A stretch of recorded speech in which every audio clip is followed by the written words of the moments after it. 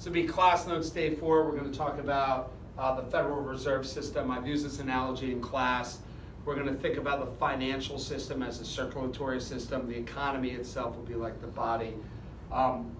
In the circulatory system, the Federal Reserve, or the central bank, is the heart.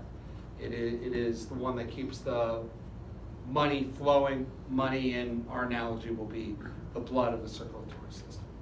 The main job is to supervise and ensure the health of commercial banks. They're the lender of last resort through the discount window, and then they control the money supply. And this is where it gets really important. They have huge influence, and this is where monetary policy comes in. The Federal Open Market Committee, you need to know this, these are the 12 individuals who make decisions of monetary policy in this country. They decide to increase or decrease the money supply, which will control the interest rate. So when we talk about the Fed changing the interest rate, it's these 12 individuals that will make that decision to increase or decrease the interest rate. Monetary policy can be contractionary, which means they can reduce the amount of money in the US, in the economy, or it can be expansionary, they can increase the amount of money in the economy.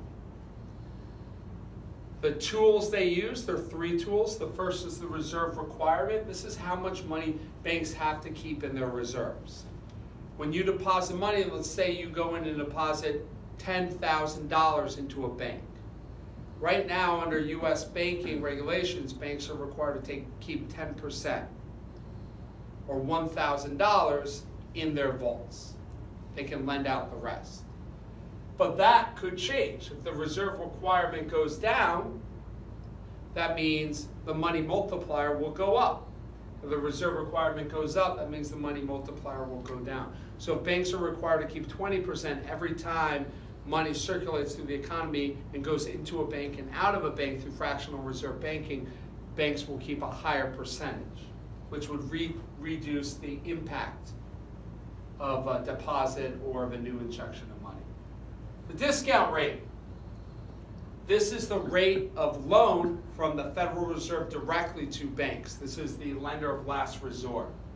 If the discount rate decreases, banks will not be worried about running out of funds and will not need to keep as many excess reserves, so they'll be looser lending out money.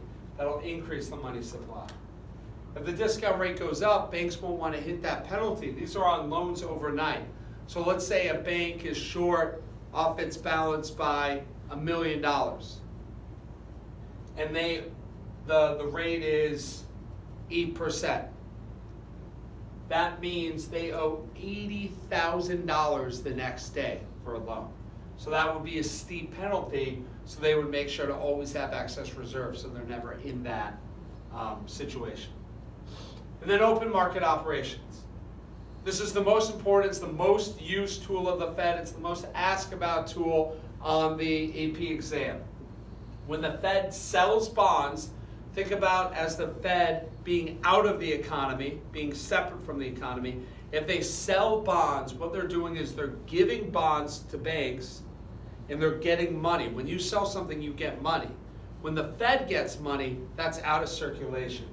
When they buy bonds, they give money to banks in the economy and they take the bonds out of circulation. So buying bonds increases the money supply because the Fed uses money. When they sell bonds, it decreases the